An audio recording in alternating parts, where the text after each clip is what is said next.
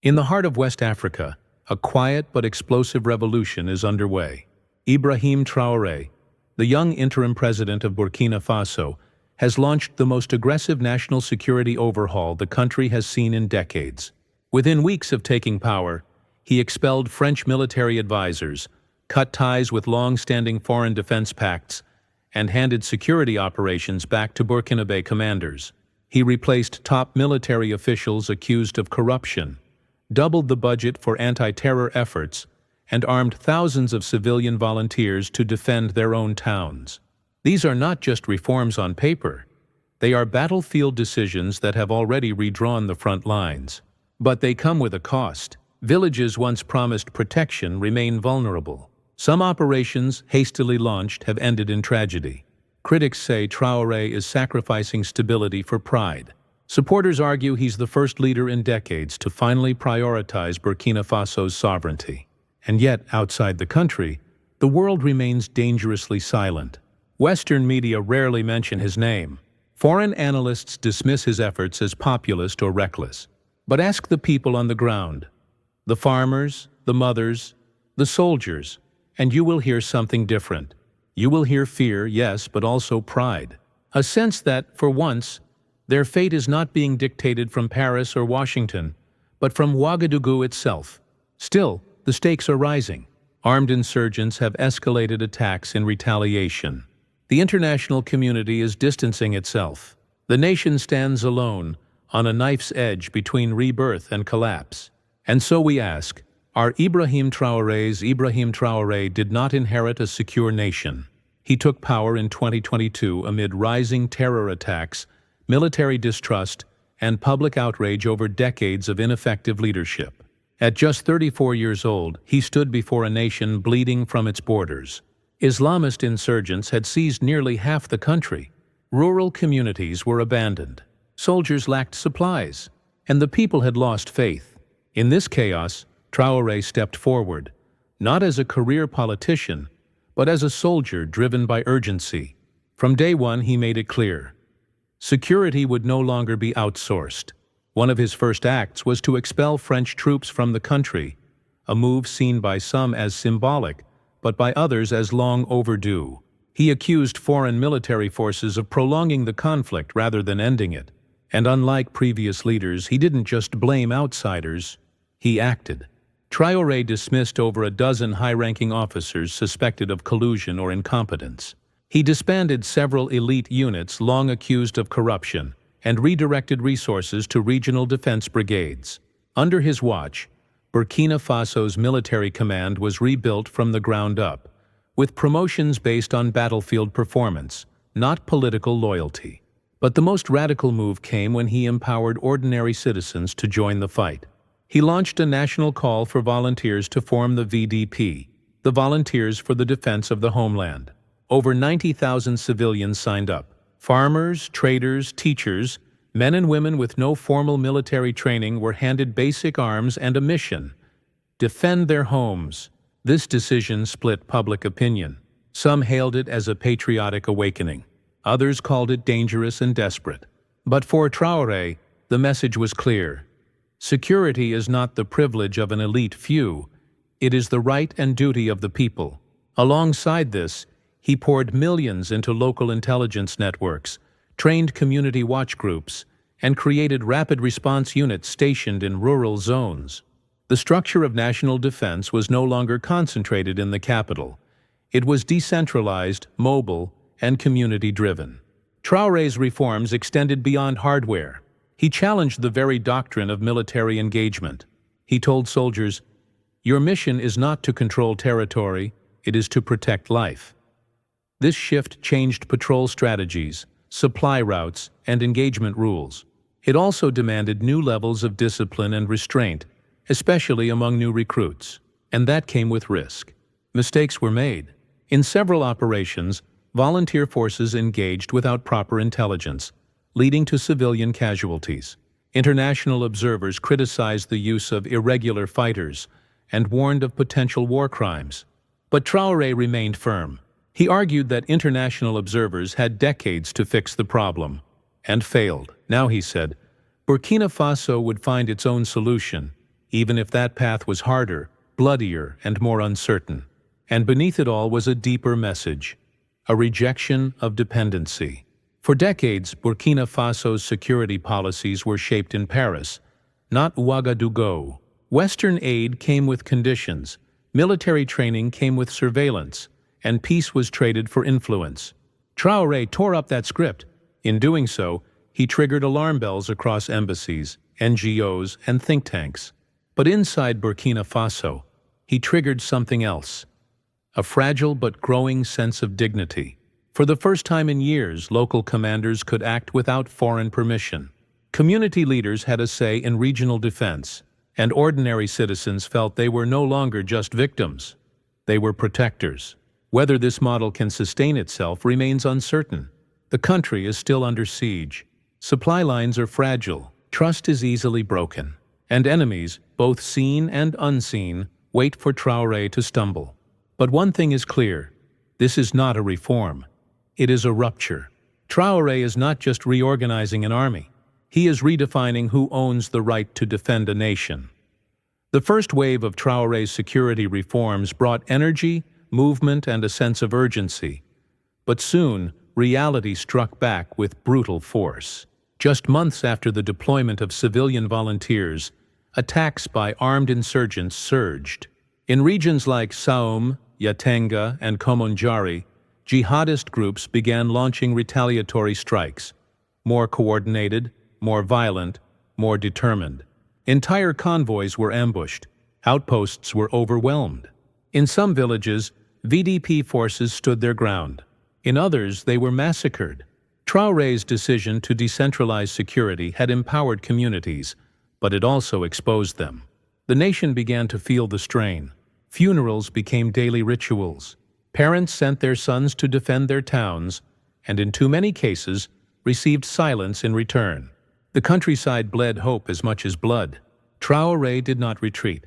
Instead, he doubled down.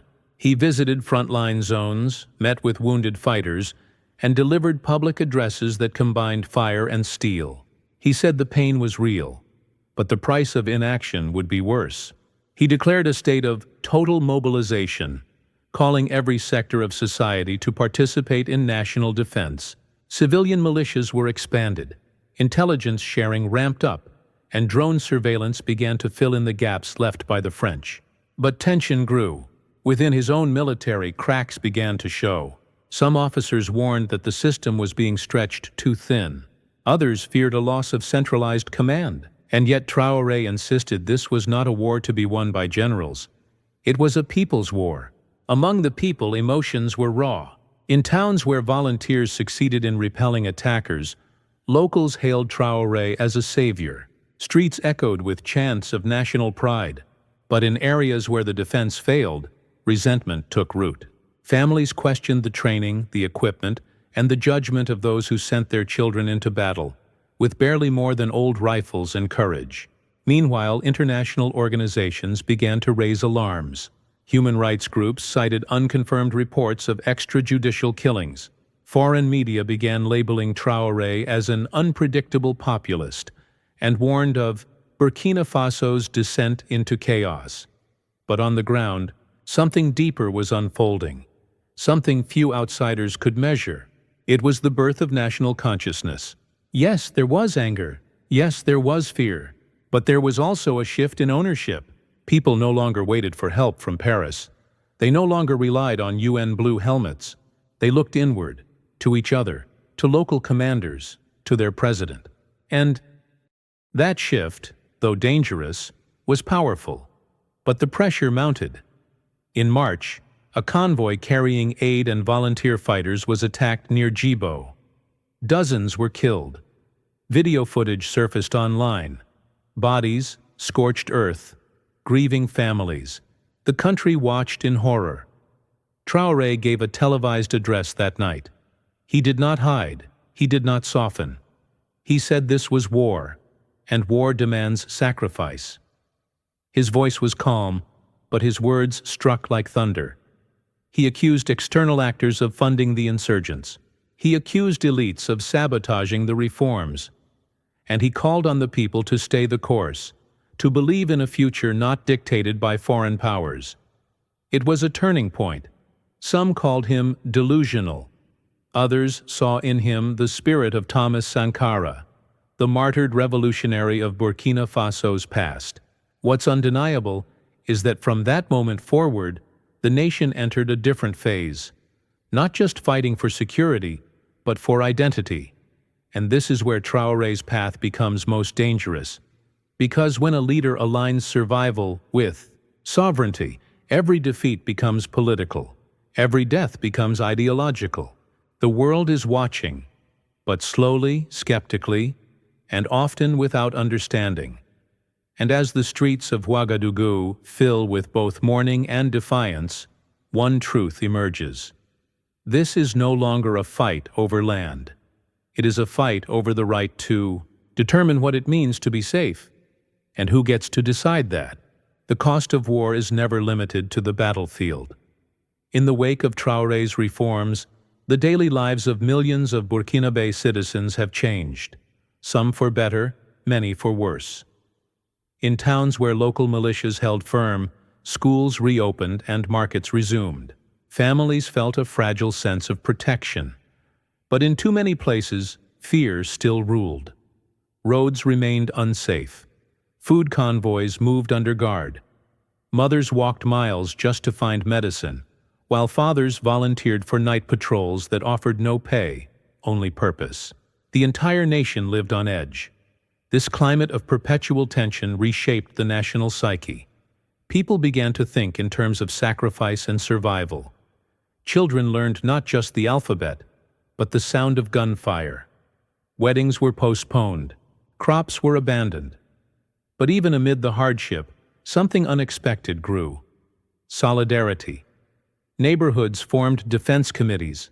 Villages pooled resources to feed fighters. Families who had never spoken before became allies in a common cause. And yet this fragile unity existed alongside deepening fractures. Not every citizen supported Traoré's approach.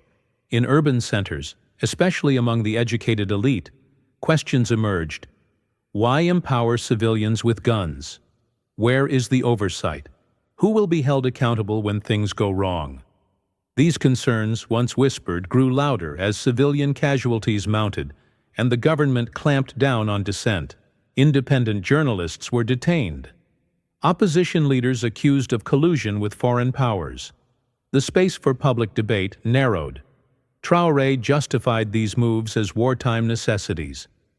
But critics warned of creeping authoritarianism. Inside the military, unease festered. Some officers, those sidelined or stripped of rank, began meeting in private. Rumors of discontent spread. Western intelligence services, no longer welcome in the country, hinted at instability at the top.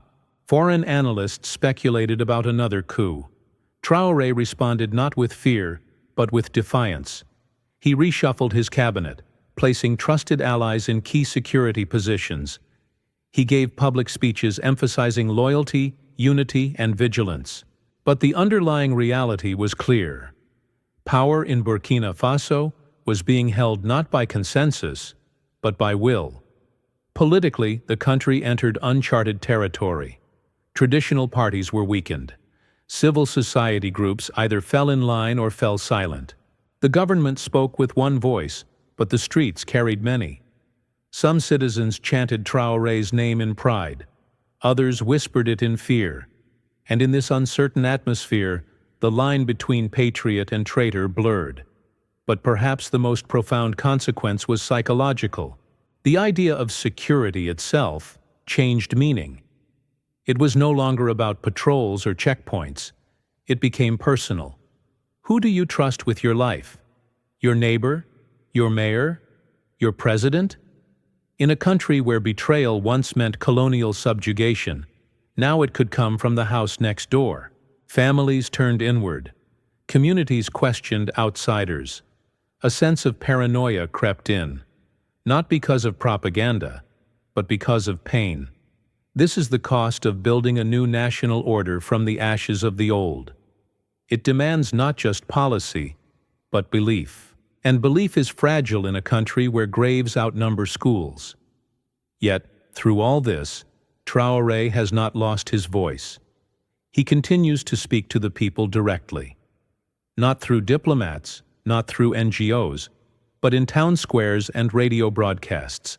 He tells them the future is theirs, but they must fight for it. He warns of enemies without and traitors within. He promises dignity, but only after hardship. His words resonate not because they offer comfort, but because they reflect the truth of struggle. And this, perhaps, is what separates him from many leaders before him. He does not pretend peace is near. He prepares his people for a long, bitter road. Whether that road leads to true independence or national exhaustion remains uncertain. But one thing is beyond doubt. The people of Burkina Faso are no longer watching history. They are living it. While Burkina Faso burns, Washington barely blinks. The crisis unfolding in West Africa rarely makes headlines in the United States, and when it does, it's buried beneath layers of vague diplomacy and cautious language. American officials have issued routine statements urging stability and democratic transition, but few seem willing to confront the core reality. Traoré is dismantling a Western-designed security model and doing so without permission.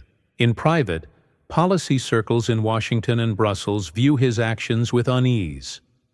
Removing French forces, aligning with Mali and Niger, and embracing a sovereignty-first doctrine runs counter to decades of Western influence in the Sahel. It threatens military agreements, intelligence sharing, and regional counter-terror strategies heavily dependent on external command. What alarms many is not just Traoré's defiance, but his ability to inspire a new regional identity. If Burkina Faso succeeds, others may follow. That makes Traoré not just a national threat, but a symbolic one. The media narrative reflects this tension. Western outlets often portray him as erratic, unpredictable, and potentially dangerous. Headlines focus on human rights concerns, rising civilian deaths, and lack of transparency, issues that deserve scrutiny, but are rarely placed in the context of war-torn desperation. And while criticism flows freely, support does not. Aid has slowed. Diplomatic engagement has thinned. Sanctions are quietly discussed. It's a cold shoulder masked as neutrality. Yet this silence speaks volumes. It reveals a deeper discomfort, one that reaches beyond Burkina Faso. Because if a small, resource-starved nation can assert control over its own defense, expel foreign troops, and still function, then what excuse do others have? For the U.S., the question is sharper still. Will we support genuine self-determination, even when it disrupts our strategic frameworks? Or will we cling to outdated alliances that breed dependence rather than stability? These are not just African questions. They are global ones. And for American viewers, especially those who remember Vietnam, Afghanistan, and Iraq, the lessons should feel familiar. Intervention has costs. So does silence. And sometimes, the greatest threat to empire is not rebellion. It's example. What's happening in Burkina Faso is not a distant headline. It's a warning. A young leader has risen to challenge the global order, not with grand speeches, but with radical reforms and relentless conviction. Ibrahim Traoré is not playing politics. He is dismantling decades of dependency, rewriting what it means for a nation to defend itself, and doing so in the face of overwhelming odds. His path is imperfect. His methods are controversial. But his mission, restoring sovereignty in a forgotten land, is undeniably bold. And yet, as he marches forward, the world watches in silence. Too many in the West remain unmoved, distracted, or deliberately uninformed. But we must ask ourselves, if a country like Burkina Faso can fight for its own future without waiting for foreign permission, shouldn't that matter to all of us? Shouldn't it remind us of our own battles for independence, for dignity, for truth? Or will we ignore it until it's too late? Until another revolution is crushed not by failure, but by indifference? Do you think President Ibrahim Traoré's national reform strategies are truly effective yet? Or is he taking the country into dangerous territory? Can we continue to trust his vision? Or should the people of Burkina Faso prepare for a future beyond him? These are not questions for politicians alone. They belong to every citizen who believes in justice, in sovereignty, and in the power of people to govern themselves. And if you're still here, still listening, then you are part of that conversation. Please share if you feel that you are one of the first to know about and support President Ibrahim Traoré. Subscribe if you believe that the truth is more important than the headlines. And comment below, should the world stand with Burkina Faso or stand back and let it burn?